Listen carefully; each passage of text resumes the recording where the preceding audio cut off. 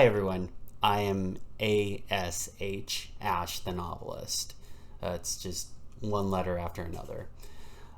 So I have been away from the online world for quite some time. I want to say it's been, I don't know, at least 2 years with any earnestness. More realistically, 3 years, because what was it, 2019? I was pretty serious about being on Twitter, and then I tried to still do it. I tried to stay on Twitter going into 2020, and it wasn't working out. And it's not just because of the pandemic and all that. I had some really strong clashes with some ideologies and things like that, and I'll probably get into some of that at some point if I ever do like a video about Twitter and how I feel about it. I think for right now, I feel like sort of an obligation to catch people up with what's been going on with my life. So last off, I was living in Van Nuys in a tiny one-bedroom apartment, dying in quarantine, and then by mid 2021, me and my partner finally had enough, and so we moved out to Buena Park.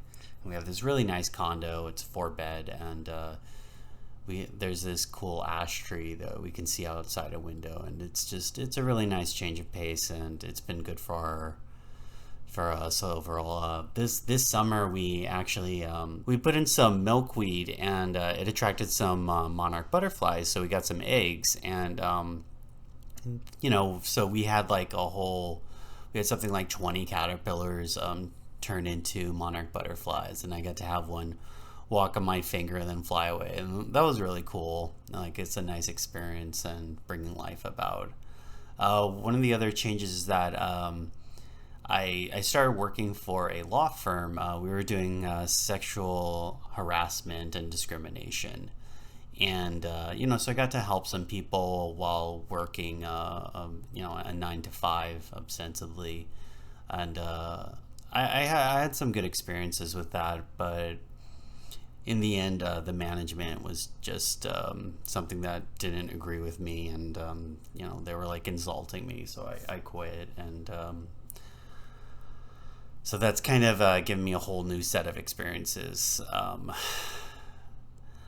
But I don't know. I think there's a lot I probably need to talk about in terms of like online visibility and lack thereof from me, but most of it kind of comes to this just this fear of how people will view me. Like I don't believe that, like, I don't have any confidence in myself. Like I just kind of believe that everyone hates me as a matter of course, and so like being online in a situation where you're kind of expected to be like enthusiastic and like high energy all the time is just like it's kind of exhausting, and it's very fake, and I think that's one of the reasons why so many of these platforms and discussions, they're always going on and on about authenticity, but like the only kind of authenticity they really care about is being authentically enthusiastic and authentically like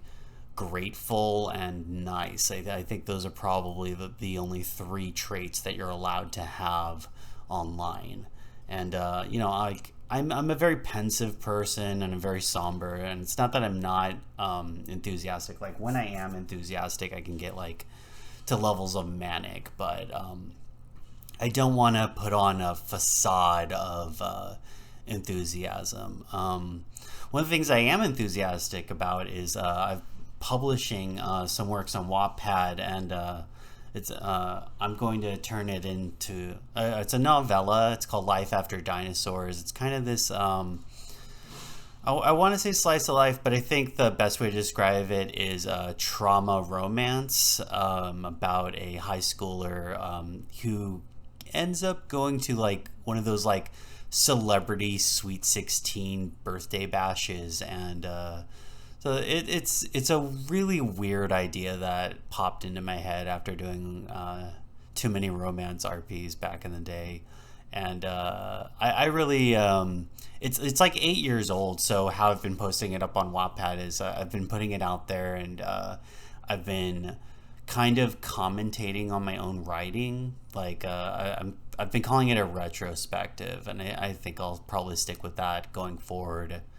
And because I have a lot of work that I'm probably never going to touch, and I'm not exactly sure what to do with it.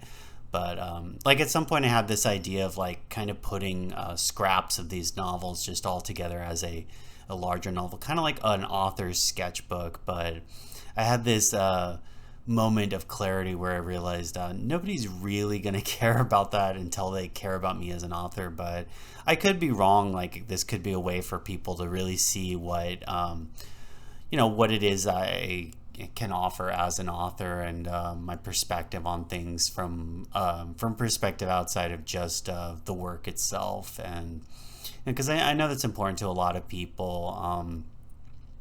And even I have to admit that it does have an impact on how I purchase media and how I consume it. And so I really do think that like this retrospective on this novella of life after dinosaurs is like I think there's some interesting comparison between my work then and now. Like I've definitely grown a lot, and I've definitely learned a lot, but at the same time that there's still stuff that I like about this work. And I think one of the reasons I decided to publish this was just because my partner was so enthusiastically supportive of this project when I had finished it, and really praised me for taking on something like just kind of straightforward drama stuff when so much of my work is like fantasy adventure with like way too serious. I guess that's probably the best way to describe most of my work. I've been reading through or listening to Wheel of Time. I'm currently on book 8, and as I've been going through that, I've been playing like old Super Nintendo games, like a lot of turn-based RPGs. Like for example, I played Breath of Fire 1 and Breath of Fire 2, and those are both really long games. And since Wheel of Time is so epically long, I got through both of those. But an interesting thing about the fantasy turn-based JRPGs is like those games are longer than a Robert Jordan novel. And I think you like, unless you've read a Robert Jordan novel or you Google it, like we're talking about 400,000 words, like that kind of a length. And so you're playing these games for hours and hours, and in some cases 100 to 100 hours. And so it's kind of interesting that so many people who are willing to jump into fantasy role-playing games aren't able to tackle these novels, which are actually take up less time, and in a lot of cases are a lot cheaper. Wheel of Time is just such a long series. And I did check out the Amazon series. I understand why they made the choices that they did. I'm just not necessarily a fan of said choices as a whole. It's not that I don't think they're bad choices. Like I understand like they're trying to like broaden the demographic and like reach more people and do what they can to extend some of the messaging or theming of the story, but it's still going to be Wheel of Time unless you make major plot changes, and they're clearly not willing to do that. So it's not like this is going to be like an Elseworld Wheel of Time. It's going to be Wheel of Time with some minor changes, and it's such an interesting story to adapt in this day and age when so much of it is just an undeniably gendered book. Like the discourse in that book is all about gender. Like everything from the magic system to the cultures of the cities and the civilizations that inhabit Robert Jordan's Wheel of Time world. I can't remember the name offhand. I apologize. But like everything about that is just so unbelievably gendered, and there's no way you can take it out. Like you have to like really really tweak things around to try to make it work, and I don't think it's going to stand that way. And there's a larger discussion that I want to have with the Wheel of Time and how it relates to media, and but I don't know, maybe a video at some other point. I've been trying to figure out what I'm going to do with my online presence. About 3 weeks ago, I quit my job. It got too toxic, and management was directly insulting me, and so I quit. It's one thing to be overworked. It's another thing to be overworked and disrespected. And so I just called it quits. And I don't know. I'm still debating whether or not it was the right decision. But considering how low my self-esteem has been historically and still is, like, maybe it's better if I stand up for myself here and there.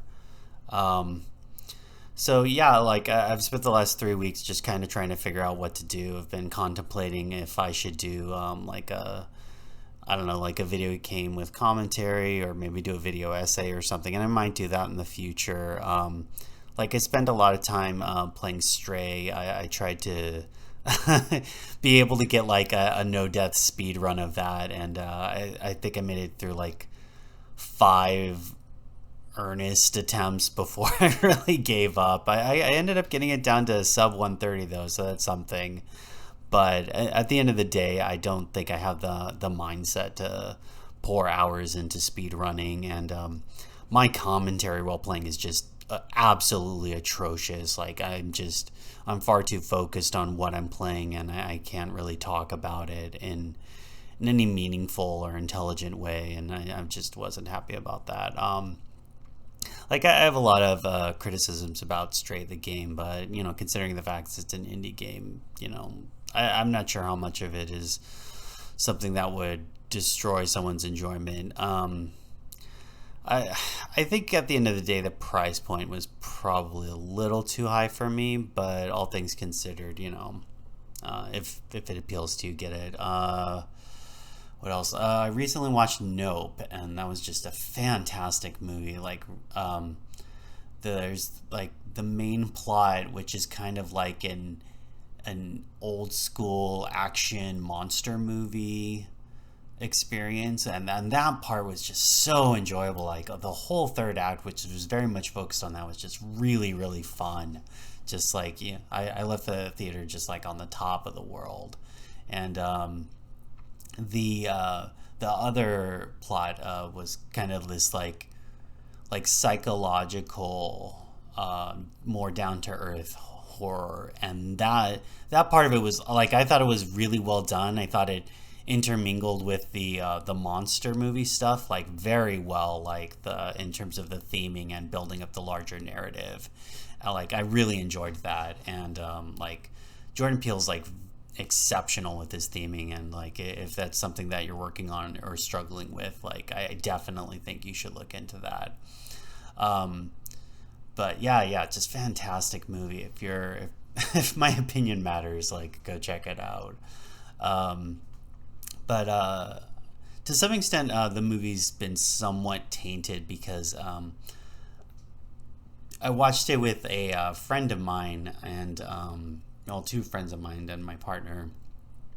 But the friend, he actually he passed away a couple days ago, and it was very sudden.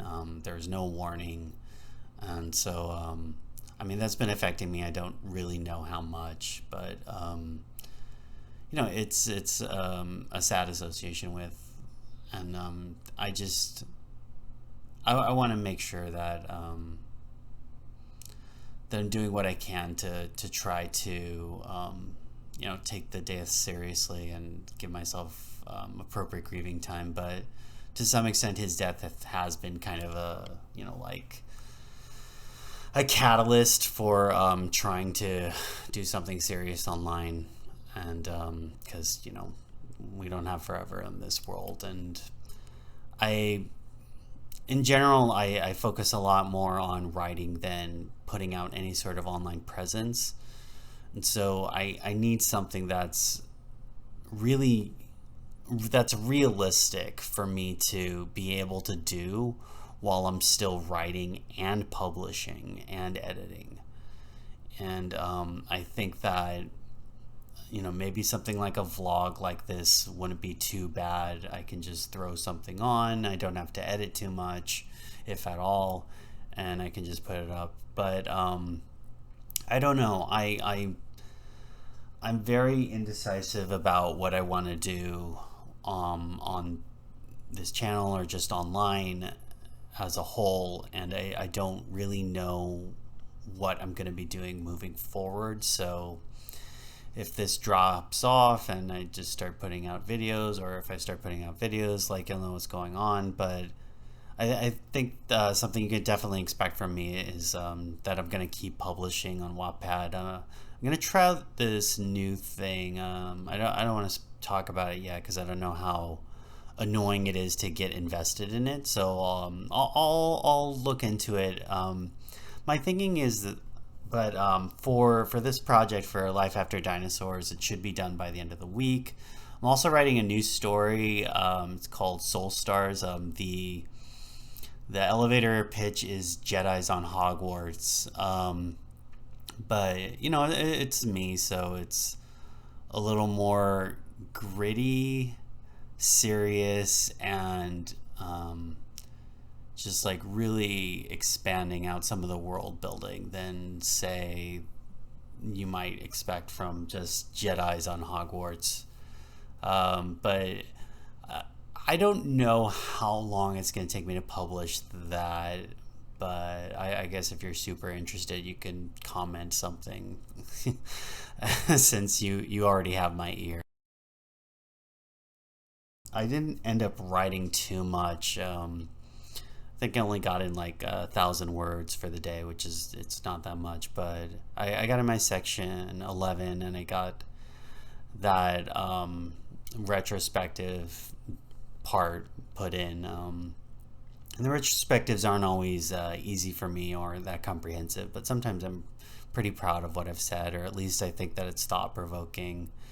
Another thing that I did today is I got to talk to my really good friend, Andy Reynolds, who I've known for over 20 years. He's a fantastic person, just one of the kindest, warmest people I've ever known, and he's just absolutely has changed my life for the better, and made me a better person, a better writer.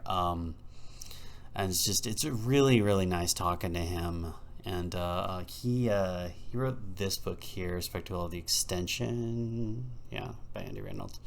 And for the longest time, it was only available in paperback. And I know a lot of people I'd recommended it to, like, they couldn't get it for Kindle, so they didn't bother reading it. But it's a fantastic book. I guess am I supposed to hold something up while I talk about it? I'm probably not going to do. Well, I guess I can. But it's got some really good theming, and it's like somewhere in the line between magical realism and urban fantasy, which is a very weird place to be. And I love that about his writing. It's always going to be a weird place to be. He's always going to be doing things that like even I haven't expected or thought about. And I love that about him. He's such a creative person, and it really comes out in his writing. And he's got some like larger than life characters that just like you can really get the sense of who they are just right off the page. And there's some really good theming in the book. And I should probably say that it's not so much like urban fantasy in that it's not, like urban fantasy, it's like, oh, there's like action adventure and usually paranormal romance, and that's not the case here. It's a lot more of an introspective journey about art and the act of creation itself. And I think for a creative, it's a fantastic read, and I really enjoyed it. Like, I've already read it twice, and if you've ever had a critique for me, like, you probably hate my guts, and I understand that because I could be very critical, and believe me when I say I'm 4 times as critical with my own work. But so when I say that, like, this is a book worth reading, like, I really mean that. Like, Andy Reynolds is just like his mind just works on a different level, and I really enjoyed it. I've been reading Berserk. I basically read up to where the original author died. And I think if I am going to try doing videos of any kind, I'm going to try to do something where I talk about Berserk's run with the original author. I'm going to try to do that before moving on with the story. And it's such an interesting story. And because we get to see the author, the mangaka, really change, like going from a creator in his 20s and onward, and his sensibilities, like, they evolve and mature along with the narrative. And I think that it's just such an interesting and fantastic read because of that. Like, by the end, like, well, the end that we got, because unfortunately he passed away, like, we really learn a lot and are asked some really interesting questions about morality. And there's some interesting Machiavellian thought problems to chew on throughout the book, especially towards the end. And it has one of the longest but most well earned and satisfying in media res pushbacks that I've probably read. And like, it's just like, without spoiling anything, we start like somewhere in the middle, and we come to learn about our main character's life from birth all the way, more or less, to that point. And it's such a good read. Like, conceptually, it sounds like a horrible thing to do, to have a story go all the way back to a character's not conception, but birth. But with Berserk, it really, really fleshes out his character in a way that makes sense. And by the time you come back to him, you really understand why he's this person. And so I could definitely understand that even by page one, people could be turned off. But on the same regard, page one definitely warns the reader about, like, how graphic and dramatic some of this stuff is going to get. And it's only going to get worse, especially in some parts. Like, but yeah, it's a fantastic story, and there's a lot to critique about it, and a lot of like big thoughts that I'm still really chewing on. So maybe I'll do something with that in the future. If not, I mean, yeah, at the very least, you have my recommendation with an asterisk, like, there be problems. Oh, I've been watching Vampire Diaries, and I avoided Vampire Diaries for the longest time. I just thought it was, just like Twilight cash grab kind of thing. But like, I was really surprised at how much of the story was just directly a response to Stephanie Meyer and her vampires. And I've been pretty impressed with how the storytelling is really tackling some of the issues that Myers really, like, hand waved away and been like, oh, it's not that big a deal, blah blah, and just is chewing on some of those issues and saying, like, no, this is a big deal, and these are some of the consequences. And I've enjoyed that part of it. I think some of the magic aspects do kind of ruin the story for me, but it is what it is. It has some concessions on it, and I think the fact that it's on network television probably kept it from getting as graphic or as gory or explicit as a story like, vampires going to high school might or should probably be. But that's me. I tend to favor monstrous vampires. Like, I should really have a longer talk about that as well. There's a lot that I want to do, and but I have to be able to do this while I'm writing and publishing.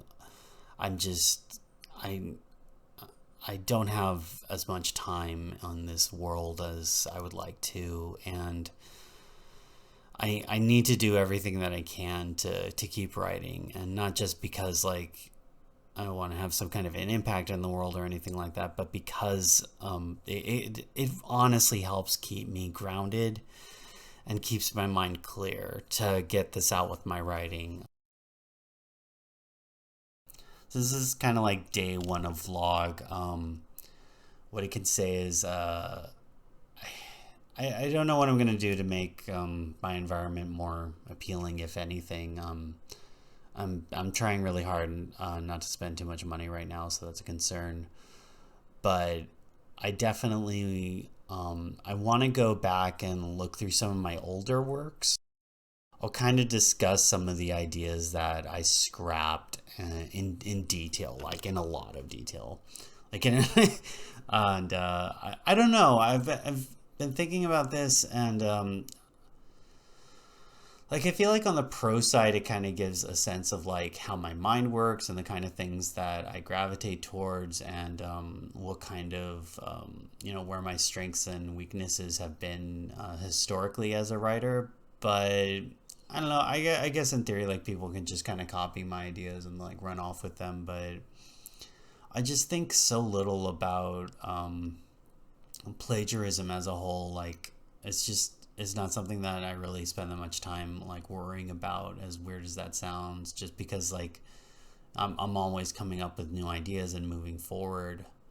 And it's obviously I'm not saying like I want people to steal my stuff. I'm just saying like it's not something that I really worry about, and I don't know if it's something that should keep me from doing it or not. But I do know I'm going to try to do a daily vlog Monday through Friday, at least for a little bit at least, and so we'll be updating I'll be updating things, talking about growth of my writing, what kind of things I'm watching, things like that, and I don't know. I just I feel like I have to kind of be vulnerable to get any kind of impression out as to who I am, what I'm about, and what is with my writing and my channel, and trying to convince people that any of my writing is worth your time. But thank you for taking this time, and I'll see you tomorrow.